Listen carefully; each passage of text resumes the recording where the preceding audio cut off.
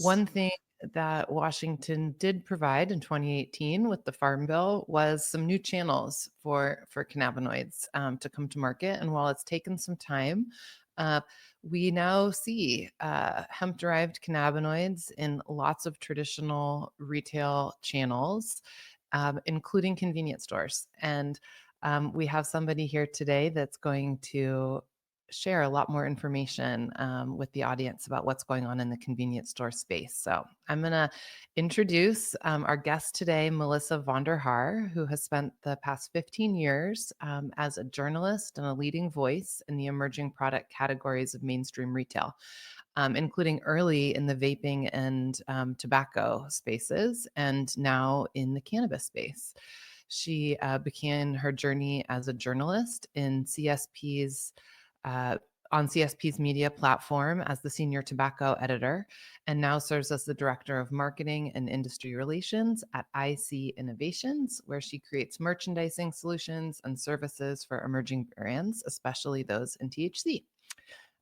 Melissa is still a freelance journalist, but now is also on the board and the chair of the board of CSP's newly formed C-Store Cannabis Board, and is also on the NACS Foundation Advisory Committee, and that is the National Association of Convenience Stores, which is a trade association. So lots of stuff to talk with Melissa about today. Really excited to have you here, Melissa. Thanks for joining us. It's wonderful to be here. Thank you so much for having me. And I'd like to point out that in talking with Melissa, I have learned that not only is she on the board of this new committee because it's an opportunity, but she's actually a big supporter of cannabis and has long been a fan. Can we say that in public, Melissa? Absolutely. I am really trying to normalize it. We have this conversation with my husband all the time about, should we let our kids, we have a 7 and a 2.5-year, should we be consuming cannabis in front of them? And I live in New York. It is a legal state, and I want to normalize it. My parents never hesitate to have an alcoholic beverage in front of us growing up. Now, granted, my dad worked for Anheuser-Busch, so, I learned how to pour a draft beer at 5 years old. That might not be the most normal, but we drink in front of our children. It is not a taboo thing to do. So why would I hide cannabis use? I'm a proud cannabis user. Amen. Yeah. Well, so let's just jump in. You've been at the forefront of the convenience store space for a long time, and I'm curious if you could tell us how you've seen perceptions shift about cannabinoids over time. Yeah, it's really rewarding for me to watch this happen. I did my first cannabis story for convenience 1 year onto the job at CSP, for C-Store Petroleum. Nobody ever refers to it as that. So if I get into acronyms, I'm going to trust the two of you to ask me to clarify. I started there covering tobacco nicotine, and that started in 2011. So when Colorado and Washington went legal, Colorado framed their legalization efforts as treat marijuana like alcohol and tobacco. Now, growing up in the convenience industry, as I said, my dad worked for Anheuser-Busch, he ran their small format sales. So one of the first facts I knew before I was 21 was that 7-Eleven sells more beer than any retail or bar in the entire world. Convenience sells the most beer and by far the most tobacco.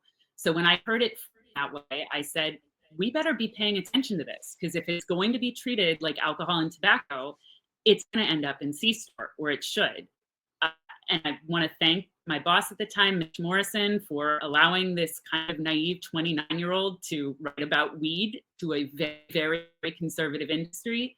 And in fact, when I did that story, I could not get a single retailer to go on the record. So the story is all off the record quotes of retailers saying, yeah, we think this could be a really good fit, but I don't want to be the guy that goes to my CEO and suggests we sell dope like a bunch of boomers. So that's the language that was actually used.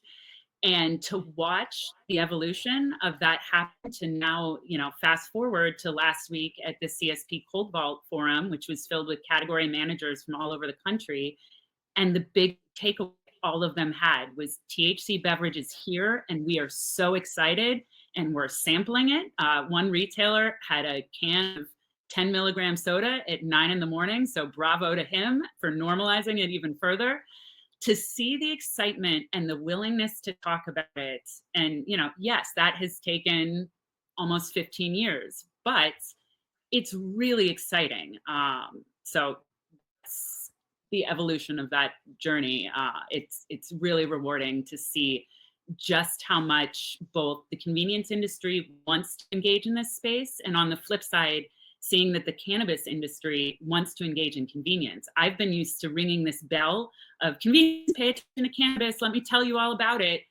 This year marks the first time that I've really gotten to talk to cannabis brands about convenience. And what's really interesting is like the scale that convenience has, right? Because a lot of us in the industry have talked about liquor stores, where I think there's about 40 to 50,000 liquor stores across the nation. Convenience is in excess of 150,000, right? So like was that 3 or 4 times as large?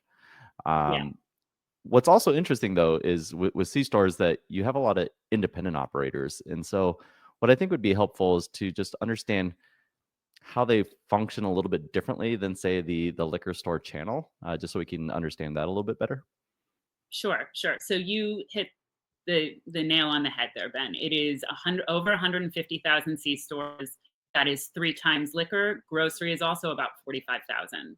So Mm. it's, if you look at the full retail landscape of where this is being sold, C store feasibly could represent more than half. That is just a huge, huge channel. You are correct. It is, of those 150,000 stores, 90,000 plus are single store owners.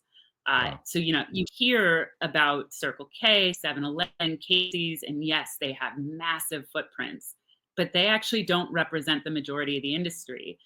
And what's so interesting to me, I was thinking about it the other day, the entrepreneurial spirit of those single store owners is so aligned with what I've seen with these THC beverage brands, THC startups in general. They want to try new stuff. They are the ones that are at the forefront of these emerging categories. It's something that I have watched happen. I watched it happen with vapor. The independents were the first ones to bring that in, and then it rolls out to the big chains. The other really interesting fact that I think people should understand about convenience is that even though they're competitors, they really work together. They go to an event like Cold Vault last week. They go to the NACS show. That's the National Association of Convenience Stores. They throw a giant trade show in October. They go to these events and they work together. Wawa and Beats are 2 of the biggest retailers in the Northeast, and they're both out of Pennsylvania. They advise each other. It's not the kind of, oh, don't talk to me, you're a competitor. They work together. And that goes for the single store owners too. There are many, many store or independent owners that are on the NACS board because they do these new categories, but then they're talking to the Circle K's, the 7-Elevens, the Casey's, the Wawas, the Sheets, and really advising them. They are the ones that are getting stuff moving. So, I know when I talk to a lot of brands, they want to get in with the big guys, right? That's the easiest way to fill the doors and activate. However, don't sleep on the independents. Getting in with the right independent who is going to champion this category can make all the difference in the world. Let's talk about that a little more, this concept of championing new categories. You said that independent C stores and C stores in general are often early adopters of new products, and certainly we're starting to see traction of THC beverage. I'm curious if you could talk about what makes the convenience model compatible with innovation and trying new things. Is it that people are purchasing individual units, or what is it? Yeah, so let me make the case why you are launching a new product category. Convenience is what will make the difference. It is the activator. They might not always be the first one to the table, right? Vape was first sold at mall kiosks. That was the thing. Smoke shops picked it up sooner. There were vape shops. However, convenience is what took it mainstream. And I really so firmly believe and have believed for 15 years that convenience can unlock not just THC beverage, not just hemp products, but really introduce a whole new wave of people to cannabis. So it really benefit not just those of you in hemp, but those on the adult use model, because there are people that have never, never, ever wanted to go to a dispensary for whatever reason, but they go into a convenience store all the time. So let me drop some data for everybody. Uh, so I shared the number, 150,000. That's a lot, but let me put that in context. Nearly 90% of Americans live within 10 minutes of a convenience store. Now, I'm in New York. That's not terribly impressive. I expect to be 10 minutes of anything, but that includes rural Utah, where, you might be 30 to 40 minutes from a hospital. The convenience store is in those communities. It's not just where you go to get fuel. It is your grocery store, it is your liquor store, and it is your service restaurant. Casey's, again, they are the third largest retailer in the country. However, they are the fifth largest pizza company. They're up there with Pizza Hut, Domino's, and that's with limited footprints. So, with that in mind, a convenience store that sells fuel has 1,100 people going through their store every day. And that's 80% of the channel sells fuel. So just in terms of the amount of people going through there, it is huge. It is, not everybody goes to a grocery store. I do DoorDash or Direct for my groceries. I rarely go into a grocery store. Not everybody goes into a liquor store, especially people that are in recovery, especially people that are not drinking. Almost everybody drives, which means almost everybody has to go to a convenience store to get gas. We sell 80% of the gas in the United States. They also now have fuel chargers too. So they are investing in EV. So, you're getting the audience. It's a broad audience. It's not just one person. It is, again, anybody that drives is probably going into a convenience store. And that the singles are what is sold in terms of beverage. It's over 60% of the category are singles. It's twice as much as six packs. And why that's so important for an emerging category, it's not just the visibility. It is, you might not want to spend $15, $20 on a multi-pack of a THC beverage when you've never had THC. That is a big commitment. You don't know if you're going to like it. However, a single, even a marked up single, you could sell that for $6 or $7. That with beer, that is a great impulse. And they're already shopping, and 60+% of Cold Vault shoppers make an impulse purchase.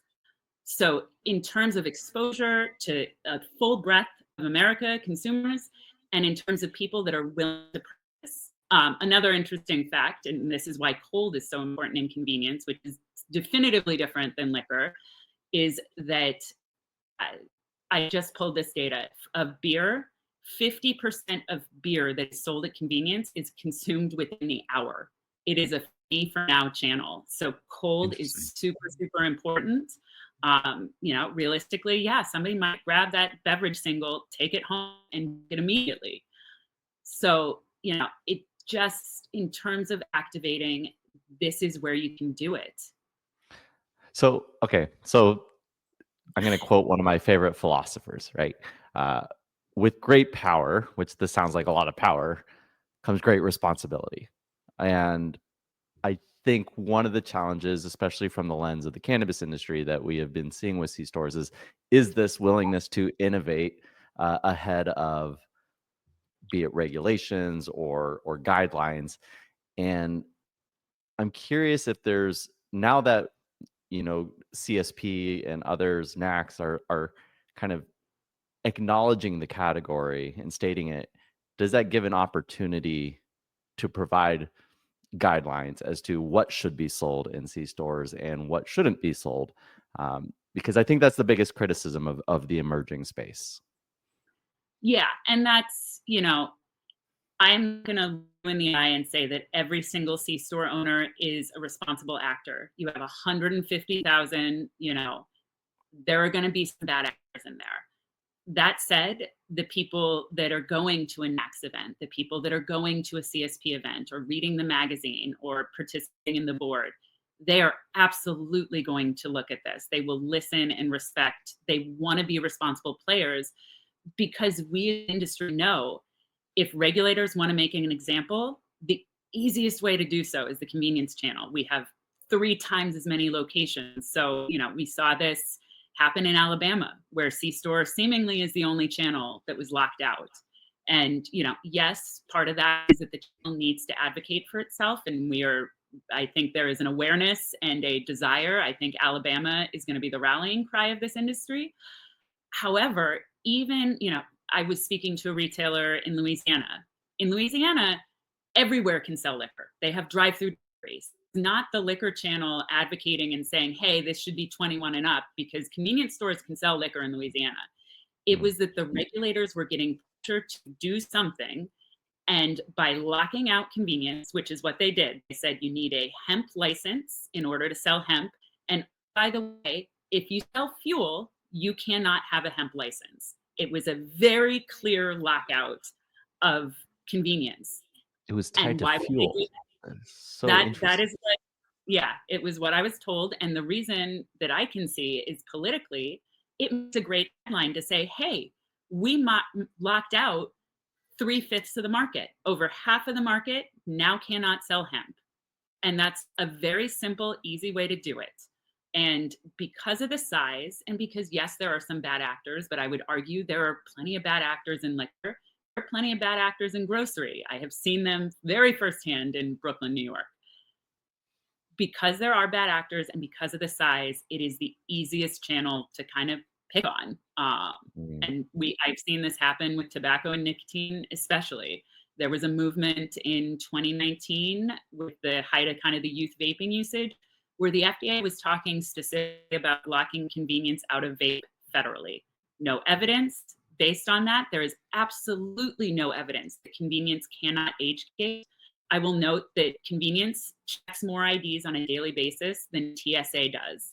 And I'll also call out NACS, the National Association, created its own age gating software, TruAge.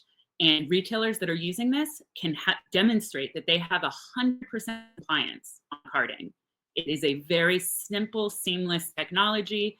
And I would beg you to show me an example of another industry that created their own age restriction software. For convenience, when you talk about responsible practices, it's so important to this channel. Why? Because over 50% of their in-store sales come from age-gated categories. Tobacco is the number one number of of in-store sales. Beer is up there. I think it's number 3.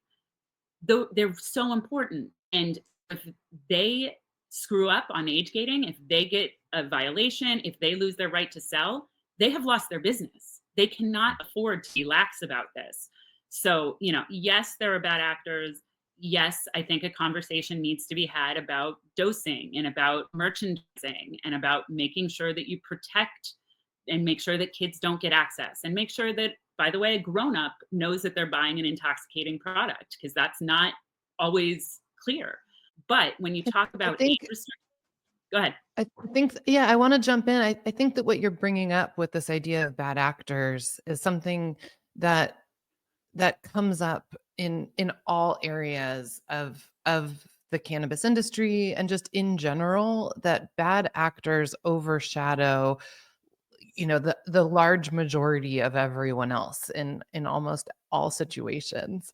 And so, I don't think we need to spend too much time on it. I think that you've really demonstrated that there is largely age gating going on properly. But you did bring up that one of those age gated products, tobacco, has been driving most of the revenue at C-stores for a long time. And we know that there's declining tobacco revenue across the globe. And unless it's Zyn. unless we're talking about the pouches. But let's just be real here. I think that C-stores also are looking at how can they diversify as they're having declines in this historically large category of tobacco, and hemp-derived cannabinoids are an option. That seems like it makes a lot of sense. And at the same time, you also talked about that 80% of C-stores sell fuel. And hence, I think the term gas station weed that people are throwing around. And I'm wondering if you would respond to that.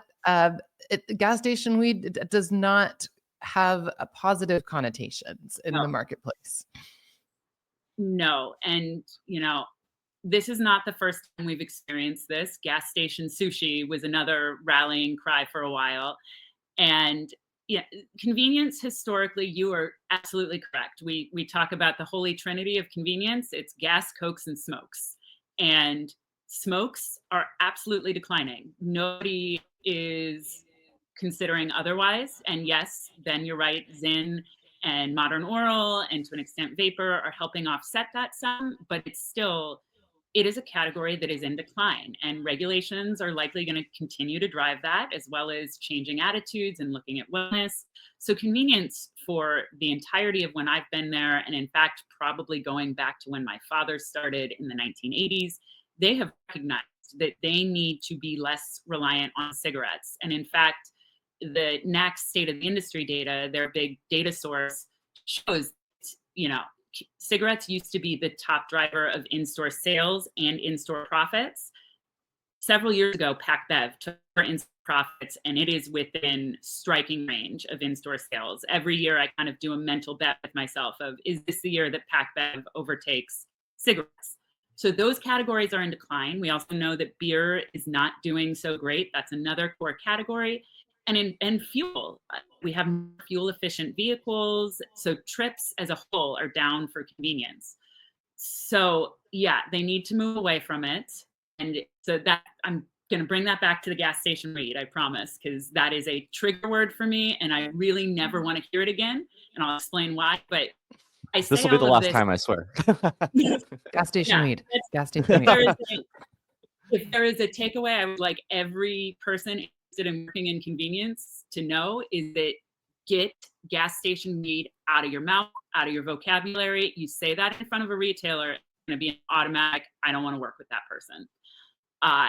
So, gas station sushi, big thing. The industry has really pivoted to be food service forward. It is now one of the top profit drivers of stores, given that not every store does food service. You look at Wawa, they are known for hoagies. Like, that food is good. I would rather stop there any day than a McDonald's or a Taco Bell when I'm on the road. Casey's is doing pizza, but it's also the independents. You can go on YouTube, and there are YouTube channels dedicated to independent retailers that bring a grandma to do her fried chicken on a Sunday. So we have been working actively to get away from gas station sushi and really be proud of the food service we're doing. And I know we can do it with cannabis as well. And when you say gas station weed, that's not just an insult to convenience retailers. It's an insult to every brand that sells in convenience. Would you say gas station Pepsi? Would you say gas station Doritos? No, of course you wouldn't, because Doritos, Pepsi is Pepsi, and a hemp beverage is a hemp beverage, whether it's sold in convenience or in a liquor store or in a grocery store or B2C. So, we don't single out I don't say bullet-ridden liquor store weed. I wouldn't say that. And I wouldn't say grocery weed or hemp shop weed. It's just cannabis. It's just hemp. Well, the flip side is that what you're talking about is acceptance, and something that proves acceptance more than the term that you're talking about is that Nielsen, the largest brand data aggregator in the world, is now covering the category. And I'd love it for you to tell the audience more about what Nielsen is doing and the data that they are sharing so far. Yeah, so I am going to shout out Jason Zielinski with Nielsen, who last week gave a preview at CSP Cold Vault to the data that they are tracking specific to hemp beverage at convenience. And he was the first to acknowledge this is the very earliest data set. They are actively looking for more brands to get into their database. So I will share contact information on how to get in touch with Jason on my LinkedIn. But if you're not in their database, you should get in it, because that will help get real concrete data. So, this is early on. They should have full data later this summer, is what I'm being told. But he gave us a preview, and it was really promising. To me, no, it's not hugely surprising that we're seeing 345% growth at convenience. This is the first time they're tracking it. And I've, again, watched this happen with vape. You have these triple digit years because the category is going from nothing. To an extent, you're still seeing that with Zyn and modern oral. When you're going from nothing, the growth isn't so much necessarily what I'm looking at. What did stand out to me is their data on dosages and what is selling at convenience. I think you're both well aware, anybody that's looked at LinkedIn recently, there is this internal debate in the hemp industry of what is low dose and is this too low, we should be doing more, and that it seems to be that what we're seeing at liquor, or at least anecdotally, is that the higher doses are all that is selling. In convenience, by far and away, the largest dose category that was selling was 5 milligrams. Nielsen showed that at 35% of convenience sales in that 5 milligram range. And that was as opposed to 9% in the 6 to 9 range, 9% in the 10 milligram range. So it is outselling. Now, I'll put the caveat of this is early data. So it could be that 80% of what they're tracking is in Minnesota, where there's the 5 milligram cap. So, we will wait and see. And the other thing that gave me pause is that tied with 5 milligrams was 35% of what Nielsen was seeing was all other, AKA THC beverage that didn't label the dosage. So we'll see where this was specifically beverage that they were calling out. This Okay. Specifically beverage. It was Really a beverage event. So I'm curious to see if they are tracking other formats. I know a few places are. I'll call out Management Science Associates. NSA, they track distributor shipment data, so it's a little bit different. But they have been tracking. They haven't been tracking form factor. I believe they have switched, but they were tracking by cannabinoid. And they have also seen great growth in 9 of late. And so, what do you think's driving this difference? Because as you mentioned, like on LinkedIn, we do hear from the liquor store owners. John Halper from Top 10 Liquors has been really vocal. I've talked to leadership at Total Wine and Specs, and far and away, 10 milligram products are flying off the shelves. And I'm advocating to make sure we maintain the on-ramp, but it's great to hear that this on-ramp is actually really viable in the convenience stores. And was there a hypothesis that you had that this would actually be true, or what's your perspective on the difference of the consumer? Yeah, I've had a lot of conversations with Diana Eberlein about, as we're lobbying at the state level and liquors should only be sold at 21 and up locations, is there a compromise to be had where maybe there is a higher cap for liquor and a lower cap for convenience? And while on principle, I don't think there's evidence that suggests that convenience is ill-equipped to sell higher dosage. And also, by the way, I think it misrepresents what THC is to suggest that it's the same as tequila or vodka or bourbon. It's not. So on principle, I'm not thrilled about that. But to me, a convenience store is going to be a lot of new consumers. So I would rather see those lower doses there, specifically because somebody that's new to the category, they shouldn't be having a 10 milligram beverage as their first entrance. And a lot of people aren't aware. And so I have long held a personal theory that if it is 10 milligrams and up they're selling, then those are experienced cannabis users. It's either experienced cannabis users or it's somebody that is about to perhaps not have the best introduction into the category. And that's okay. Like that, if liquor wants to have the experienced cannabis users, I'm for that. If dispensaries want to have the experienced cannabis users, that's great. That's where they belong. But convenience, you are going to get the new consumers. And by seeing 5 milligrams do well, and in fact, they were doing okay with the 2 to 3s as well. I don't remember the exact figure, but it was higher than the 10s. That's great. To me, that says we are getting new consumers, which is my whole argument for convenience. This is what can unlock and normalize a new category. That happened with energy drinks. We saw it happen with vapor. We saw it happen with modern oral. And if we are given the opportunity, we are going to see it happen with cannabis. And again, as I said at the beginning, that is good news for the liquor stores that are carrying it, because the convenience store shoppers go to a liquor store to get a 6-pack or a 12-pack or a spirit bottle, especially if they can't get it at their convenience store. They may decide, hey, I really like cannabis. I'd like to see what more is out there. Let me go to my dispensary that, by the way, I never would have done before. But now that I know that this is not this big, scary reefer madness thing, this is actually quite wonderful. And by the way, a great alcohol alternative. Let's go explore what I can do at a dispensary. So it makes me optimistic. And I'll say, yes, the other explanation could be that convenience operators in that case may only be offering 5s, or they may only be able to offer 5s. There are a lot of reasons for the data. I am not saying that what's happening in liquor is, necessarily not accurate or, definitively only experienced cannabis users. But this makes me really optimistic of the theory that convenience is where new consumers can get into this.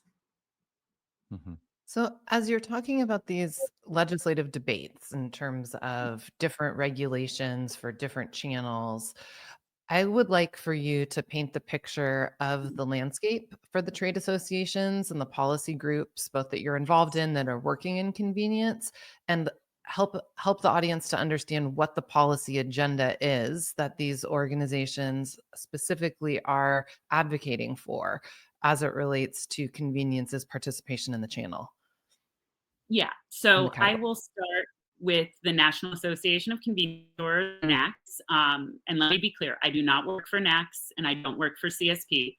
I do a lot of work with them. And I have talked with both about, I'm going to say here, so these statements are blessed.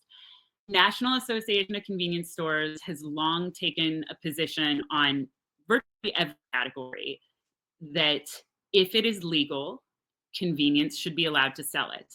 And that they even have a statement on this about marijuana, that if it is legal, regulators should not be picking winners and losers in the retail channels, especially when there is zero evidence that a convenience store is less equipped to sell an age-gated product than any other channel.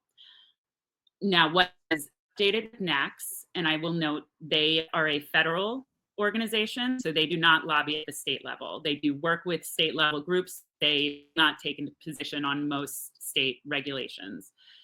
However, they have recently, very, very recently, changed their stance in terms of who can join as a NACS supplier partner and who can do booths at their trade show in October. And I am very happy to announce that they, as of March, THC Beverage specifically Hemp-Derived THC Beverage, those companies are allowed to join NACS as supplier partners, and they are allowed to have booths at the show. They are not allowed to sample. That said, for 2025, NACS is totally sold out on booth space, and they also have some policies that they have to consider, as they are going to embark on this THC journey. They're an organization, again, federal organization, an industry advocacy organization. So they're very sensitive to having products that are not legal at the show. And I can tell you, it's been a big problem.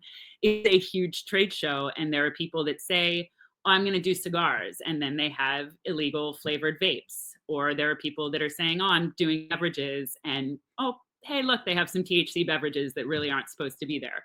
So they are in the process of kind of determining what the policies are going to be. But that said, a THC beverage company, as of today, can join as a supplier member, which gets them engaged with the industry and all puts them on the list to learn about those new booth policies. So that is super exciting. And I can say that there are people within the NACS organization that are doing some great advocacy at the state and local level.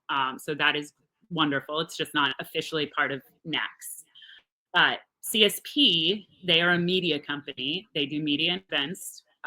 So theirs is a little bit of a difference. However, they came up with the idea of doing this C-store cannabis board. They already do one for technology. They do one for advancing women's causes. So they really do get involved in important industry areas in creating these boards that are really about taking things to the next level. And when they approached me about chairing the board, I said, I love this. I'm super excited to do it, but regulatory advocacy has to be at the front because we are not organized yet. And I think there are still retailers that are a little nervous about coming out full force for cannabis because we are the channel that historically gets our wrists slapped. So there's been some nerves. That said, I can tell you with retailers last week after Alabama passed their bill, there's a rallying cry. People seem to understand that we cannot rely on brands, distributors to protect our right to be in this channel. And even if you are not in it yet, you need to protect your rights. I grew up a brewery brat, so Pennsylvania beer is something I'm very familiar with. Mainstream retail was out of Pennsylvania beer sales for 100 years after Prohibition, and they're still untangling it. And I do not want THC beverage or THC as a whole to become Pennsylvania beer. And we have to work to keep those laws from getting passed and carving out winners and losers on the retail space. So while CSP will not be sending lobbyists to the state and local level, we are going to rely on our board members on the retailer and the brand side to alert us to when something is going on so that we can get the local groups up there and explaining why we are very qualified to sell age-gated products. Melissa, you're highlighting a lot of the complexities of just the constantly shifting stands of legislation as these categories emerge. Really appreciate your perspectives on this. One of the conversations that keeps popping up is the influence of alcohol and the 3-tier system. And I'd love to hear your perspective on the 3-tier system and how that perspective might differ from that of the liquor store channels. It's been a very sensitive conversation on LinkedIn, as you've probably seen. Yes, I have observed, and I'm sure I'll get some flack because like the tier system is a way to protect people. And one of my biggest concerns with this category, I was 29 when I started covering vapor, and it was very similar in so much as, hey, this is this whole new thing that has not existed before, that has the opportunity to be, a harm reduction tool for smokers. And it has this opportunity to totally change our whole tobacco nicotine landscape. And it's super, super exciting. And it was very similar to what I'm seeing with THC beverage, just in so much as hundreds and hundreds of brands out there. You have no idea who's going to be the winners and losers of it. It's all moving at this very fast pace. And then, oh, hey, at a certain point, it gets popular enough that kids are using it. And what happened with vape really, like, it's an example of what shouldn't happen in a CPG category.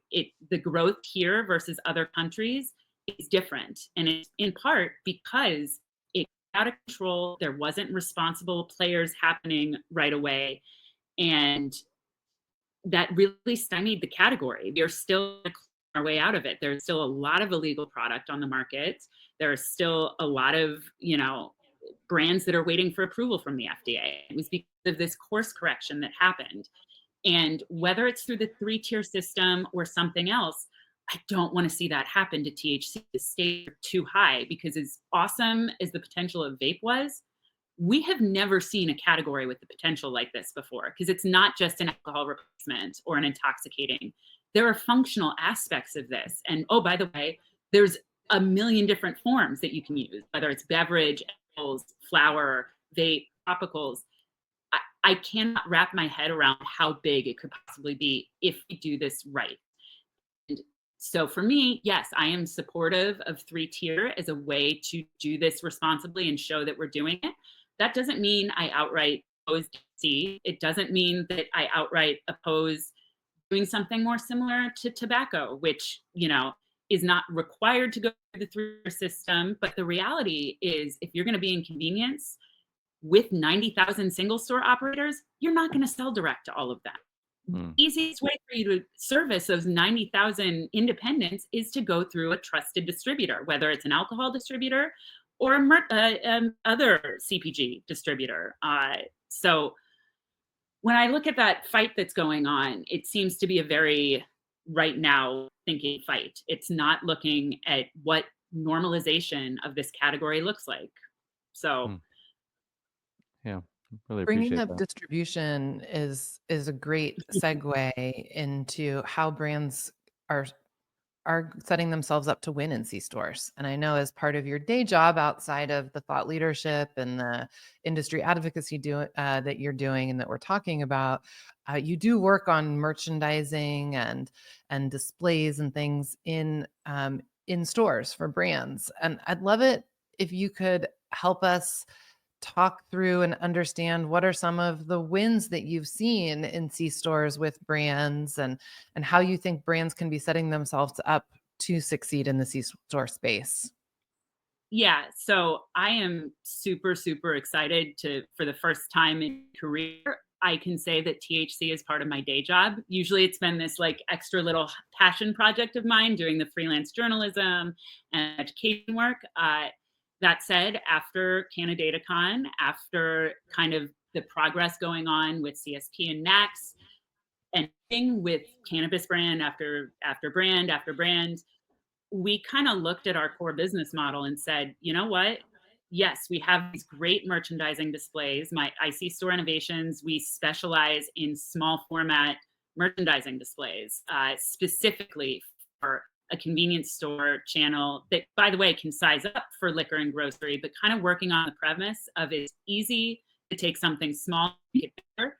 It's much, much more difficult to take those giant, beautiful floor displays that I've seen at Top 10 Liquor, that I've seen at Total Wine, and try to cram into not just a Circle K, but like a Murphy's. Those are kiosks. They really don't have space for that.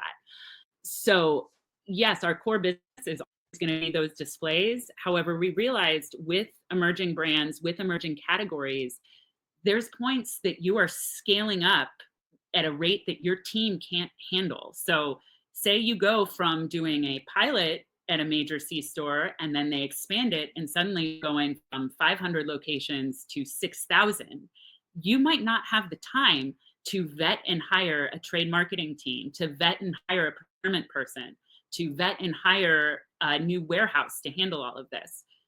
Our team has all of those capabilities. And so my role on the day to day is for a business unit that we are calling TradeWorks, that is really complete trade marketing solutions.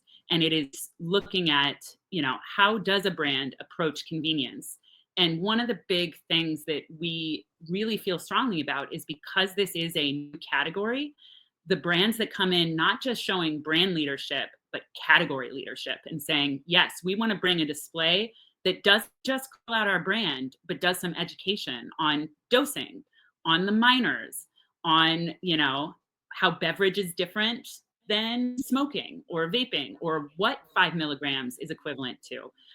The brands that are really taking a category leadership in addition to brand leadership and understanding the small format space, which, by the way, space is at a premium in a convenience store. It's, you know, it's thousands and thousands of SKUs. So just getting on the shelf in a cold vault is not, it's only a part of the battle. Because if you are in the bottom shelf corner in a category that they don't expect to see, they're not going to see you. The average convenience store shopper at the cold vault is 15 seconds. So yes, we have merchandising displays that can help you get more prominent placement, but also we are encouraging brands to think about how do you build a category home and showing the retailer that you are invested in doing that and knowing that that will help grow your brand. Melissa, you're such a wealth of information on all this. As we kind of approach the end of the show, um, acknowledging that you've seen all these different categories boom and sometimes bust and, you know, emerge, and you have the data, you have the consumer insights. If we're having the same conversation a year from now, like what's happening? Like, what's your prediction over the next 12 months as far as how this category continues to grow and expand? Yeah, I think we're at the point of precipice here where you're about to go from hearing mumblings of independence and a few smaller brands or brands that are doing it that aren't allowed to talk about it or don't want to talk about it. I think not even the next 12, I think in the next 6 months, we're about to see the floodgates open up. and where you will see major retailers investing in this space. And I think so long as we can get our act together and advocate and make sure that we are not getting locked out of states, but that we are advocating, saying we want the regulations, give us the guardrails so that we can do this responsibly and let us be an ally in it. I think it's gonna blow the doors off things, and it is going to get new consumers into this category. And you are gonna see this have a home in convenience. And I predict that if allowed, it's not just gonna be in the cold vault. I think edibles, even vape, or has a home on the back bar. As convenience retailers are looking to drive more people into their stores and build the baskets, this is a huge opportunity for everyone. Love it. Wow. What shift in terms of the world that we lived in 5 years ago compared to where you see this all going. I'm excited to see what happens next. Melissa, what is the best way for our listeners to stay in touch and keep up with you if they're interested in anything that they heard today or want to just stay up to date on your latest? Yeah, so I'm super active on LinkedIn. You are absolutely welcome to engage with me there, but also email me. My email is melissa@ictradeworks.com. Awesome. And it is time for our last call. So, Melissa, what is your final message for our listeners? Advice, call to action, closing thought? Yeah, so I gave this a little thought, and I think I've referenced a few times. I'm second generation convenience supplier. I grew up with a dad in the beer industry.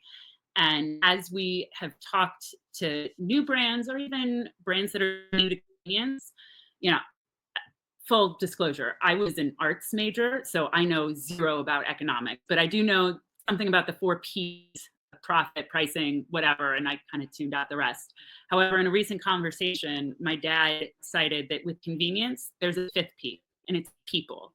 The people are so important to this industry, and you really do build relationships. So for brands that are looking to get in convenience, I urge you to invest in people, whether it's getting people on your team that have experience with convenience and can therefore open some doors for you, whether it's attending events like Cold Vault, like the NACS show. There are ways for you to get involved. If there's a million ways, and the CSP board, we are taking brand seats. They are paid, and we are probably have more applicants than we can deal with, but they will be doing a cannabis specific event. I can tell you that the retailers that were at Cold Vault last week, there were brands, THC brands, that were there. Those retailers are going to remember that those brands showed up. So I so encourage people to invest in people for the convenience space. Love it. Invest in the people. Melissa VonderHaar, thank you so much. This was an incredibly insightful conversation. Thank you, thank you, thank you. Thank you. All right. Anna Ray, what do you think? My spirits are higher. Yeah, it's wild just to think about all of the places that cannabis could be sold in the future. And to hear that there are 150,000 convenience stores that would love to participate in this channel is a little bit mind-blowing. It's a lot to think about. Yeah, absolutely. What do you guys think? Thank you for engaging during our live recording. Thank you for liking, subscribing, sharing, doing all the things with the podcast on Apple iTunes or Spotify or wherever you like to listen to your podcasts. Thank you, our teams at Vertosa and Wolf Meyer. Couldn't do this without you guys. Thank you for allowing me to be out here in DC this week doing the important work with NCIA. If you're not a part of NCIA, really consider joining me next time in DC. Thank you to everyone that is supporting and doing the work at home and continuing to push this industry forward. Thank you to our producer, Eric Rossetti. Yeah, I can't tell you how much it means to have your support doing this every week. If you've enjoyed this episode, please share it, tell your friends, and follow us anywhere you'd like to listen. Until next time, folks, stay curious, stay informed, and keep your spirits high. That's the show.